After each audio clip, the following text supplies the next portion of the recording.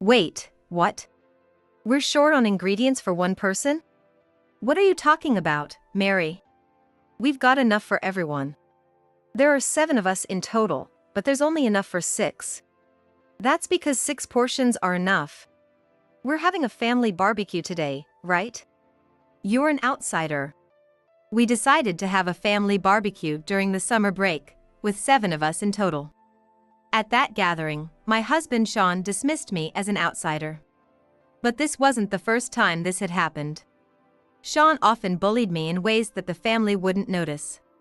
When I glanced outside, I saw the family chatting in the yard, but it seemed they couldn't hear us. It was all going according to Sean's plan, and he was grinning smugly. Anger welled up inside me, but I calmly responded. Sean, what are you talking about? Make it enough for 7 people right now. I'll make it if you beg.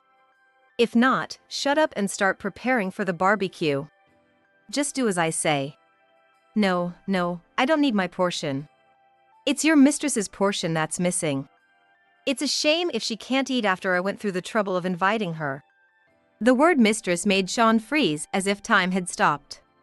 It seemed my initial strike was highly effective. Sean had been bullying me for a long time, but I was already prepared to fight back. Sean, I know everything. I'll make you understand what you don't know. Today, I came here determined to fight back against Sean. Normally, I would have backed down, but for the first time, I glared at Sean. Sean flinched a bit but quickly started to argue back. What nonsense are you spouting?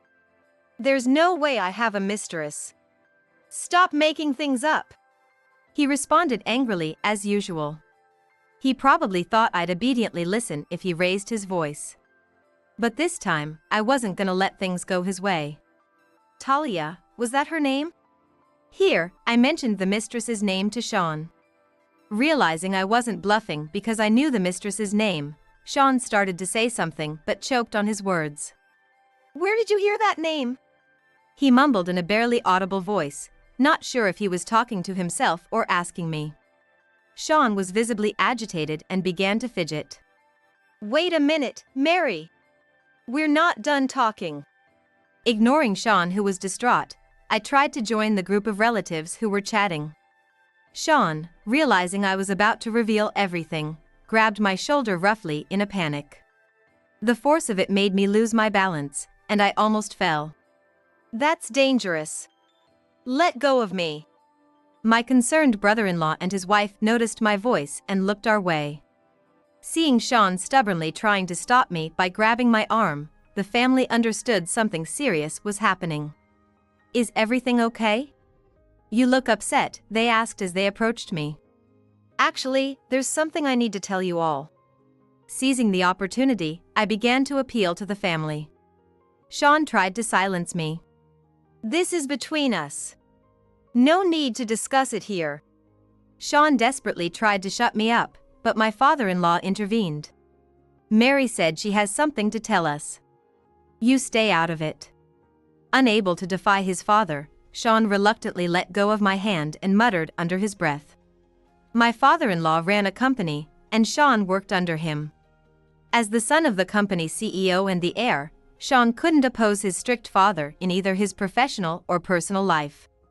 Actually, Sean has been bullying me for a long time. Today, he said I didn't get any food because I'm an outsider. My in-laws, Sean's uncle, and my brother-in-law and his wife looked at each other in disbelief. That's hard to believe, given Sean's usual behavior. Sean's uncle said, and my brother-in-law and his wife nodded.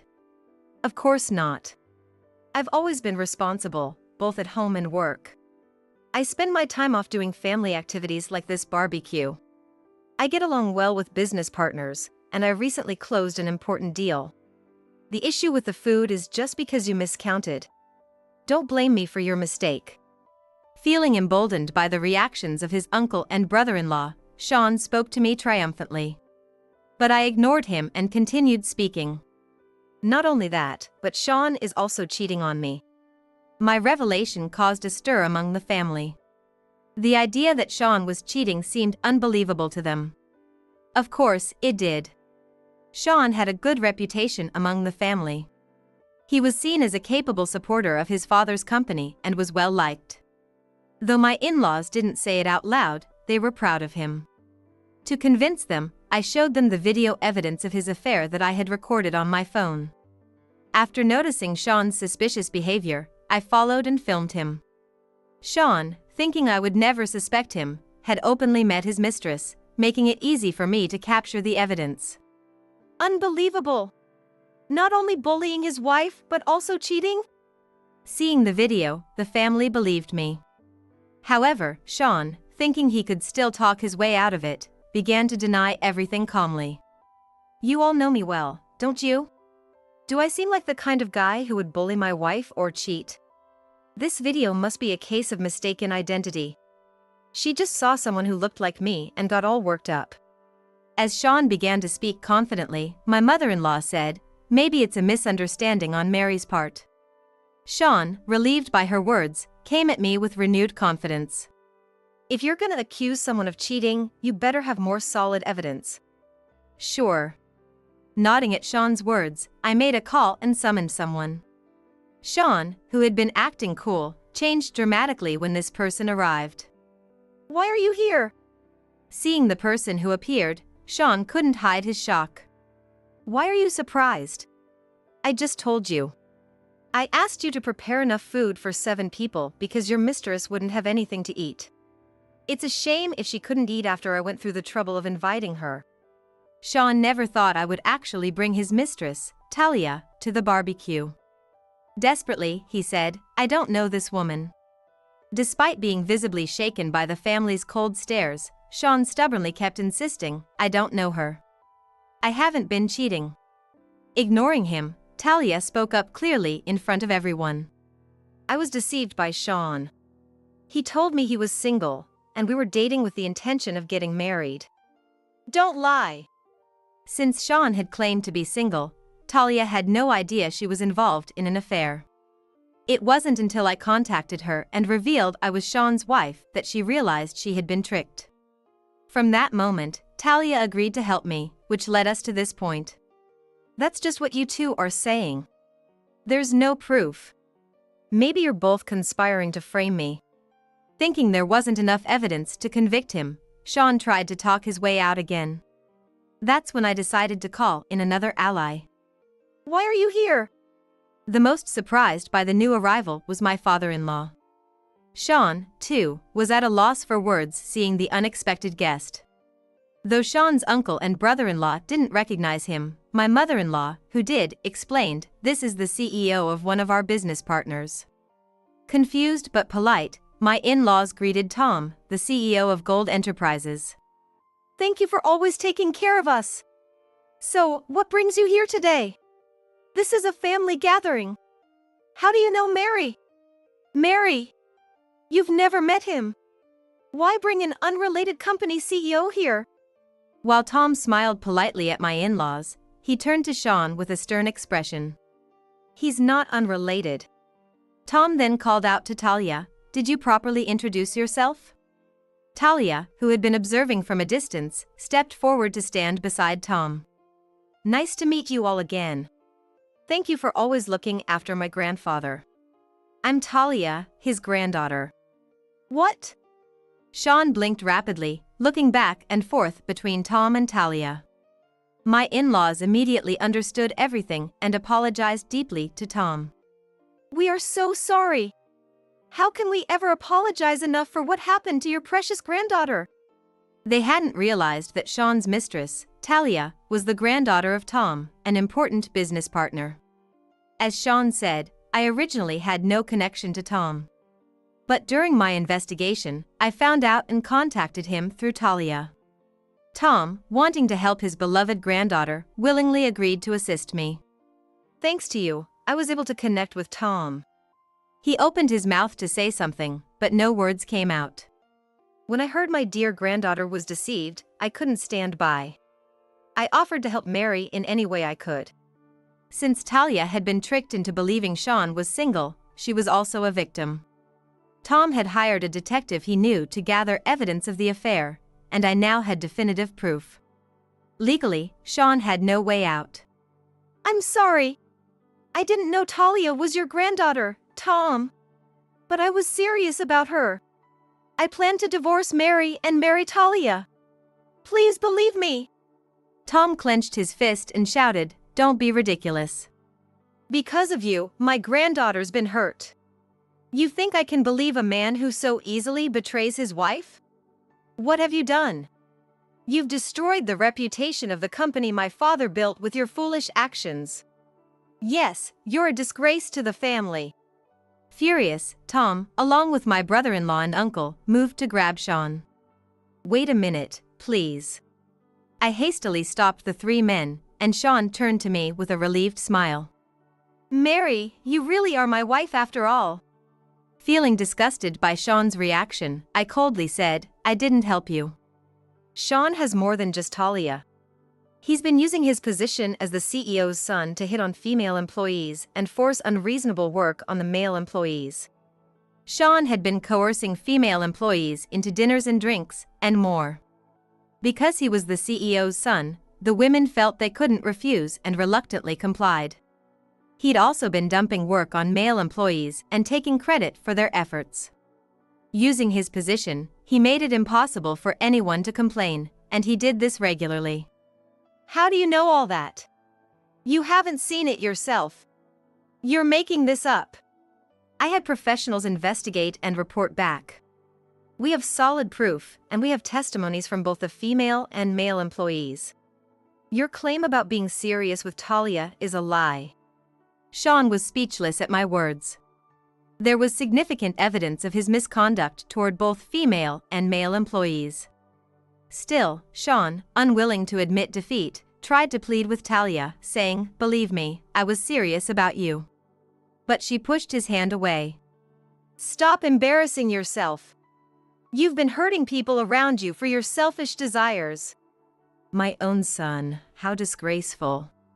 My mother-in-law, holding her head in her hands, was supported by my sister-in-law. Everyone present stared coldly at Sean. Nobody was on his side. "So, is it all my fault? Everything's on me?" Sean, now defiant, started lashing out like a rebellious child. "I'm like this because of you. It's your bad parenting." He began pointing at his parents and spewing insults. "How dare you speak like that? Having parents like you is my misfortune." Sean started airing his grievances against his parents. Sean had always harbored resentment over his strict upbringing. He had an inferiority complex about his accomplished brother, but it was Sean whom his father chose as the heir to the company. His father was a strict man, and young Sean had always been afraid of him. This fear from childhood continued into adulthood. Though he worked at his father's company, Sean lacked the necessary skills and was always under pressure and stress. He covered for his incompetence by using his position to make others do his work. His closest junior male colleague was his primary victim. Under such circumstances, I met Sean. We were introduced by a friend, and neither my friend nor I had any idea about Sean's darker side before marriage. After we got married, Sean's attitude changed drastically. He controlled me to boost his own ego and maintain his mental stability. Sean married me only to have someone he could use like a slave to vent his stress. I took care of the housework and his personal needs like a maid, and I was also his emotional punching bag. To Sean, I was a convenient tool. That's why he never felt any guilt about cheating. Even now, exposed in front of the family, he probably just sees it as a hassle. If the family wasn't here, he would have berated and blamed me. "I acted this way because of the mental pressure my parents put on me. Your parenting was wrong. People like you are called toxic parents. Do you really believe that? You were raised without any hardships, and now you're talking like a child without any shame? Unlike me, my brother was treated well." It's discrimination between siblings. Everyone present was shocked by his absurd excuses, but my in-laws listened with mixed emotions. "Yes, we might have been too strict because we had high expectations of you. But you're not a child anymore. As an adult, you should take responsibility for your own actions and decisions." "That's right. Even if our parenting was flawed, That doesn't justify bullying Mary or cheating.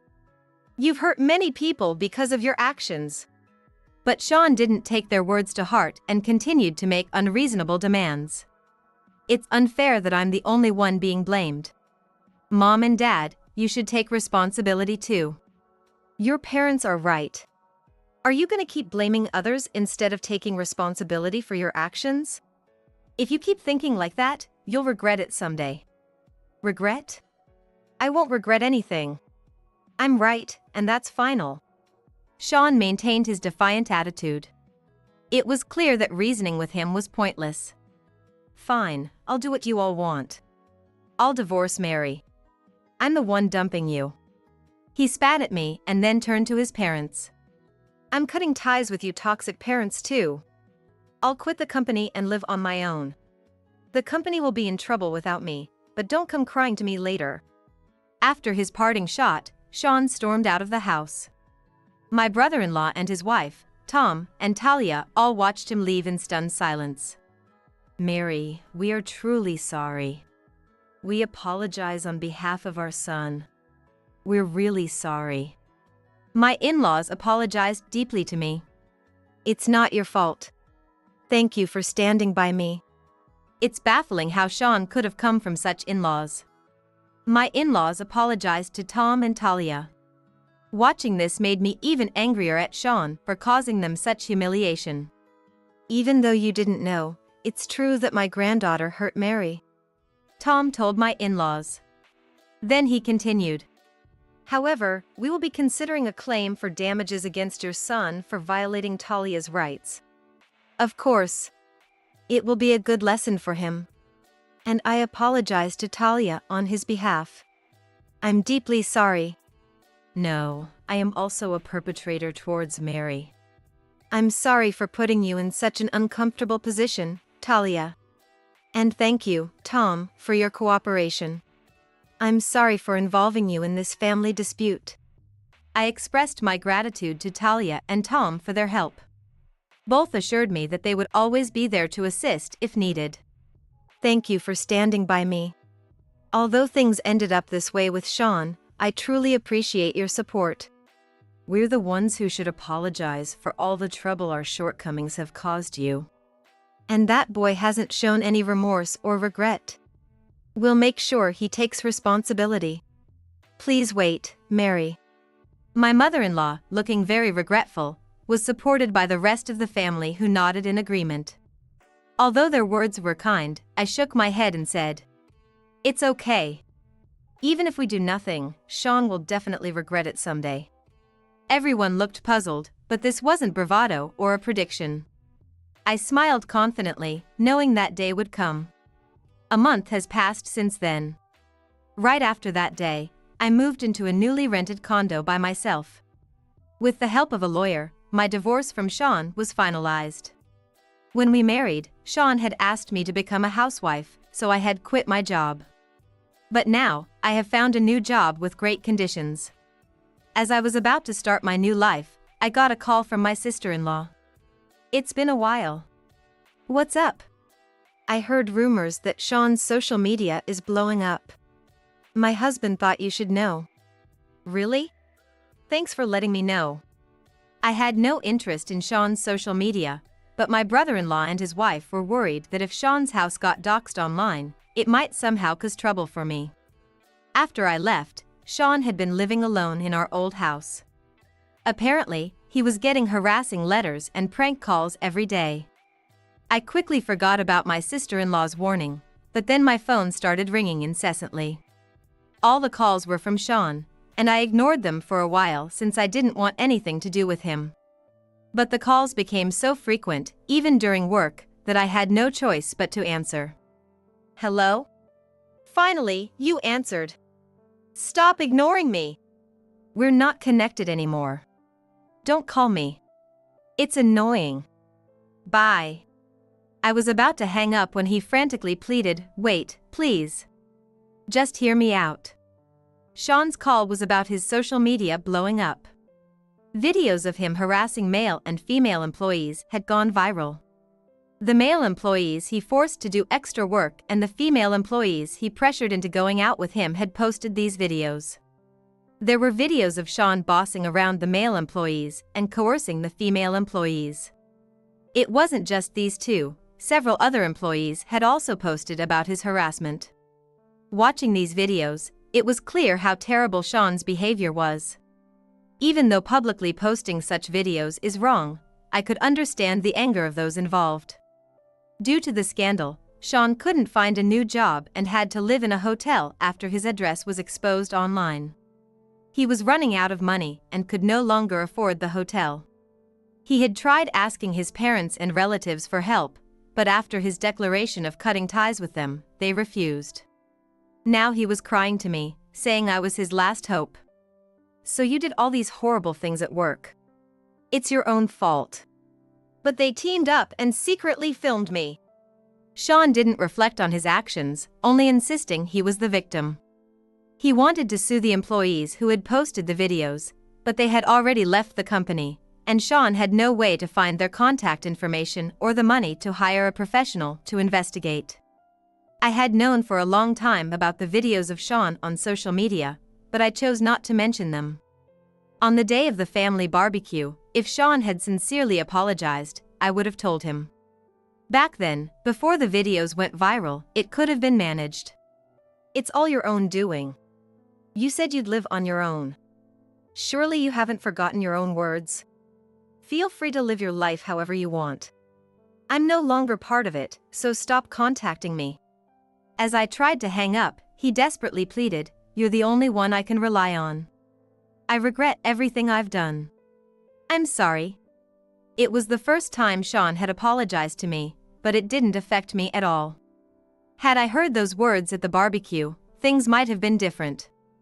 Ignoring Sean's continued pleas, I hung up and blocked his number. Sean was left to live with the consequences of his actions. Here's what I later heard from my in-laws. Eventually, the social media storm died down, but Sean was left physically and mentally damaged. Despite this, he had to keep working part-time jobs to survive. My in-laws visited me again to apologize after the social media incident. They told me they had decided to confront Sean as parents once more. They felt some responsibility for what happened and saw that Sean, now remorseful, was ready to start over as their son. I realized that if I had confronted Sean and talked things out sooner, our future might have been different. I regretted not standing up to him and failing to build a balanced relationship. Though the past can't be changed, and I probably won't see Sean again, I resolved to be stronger. My life continues, after all.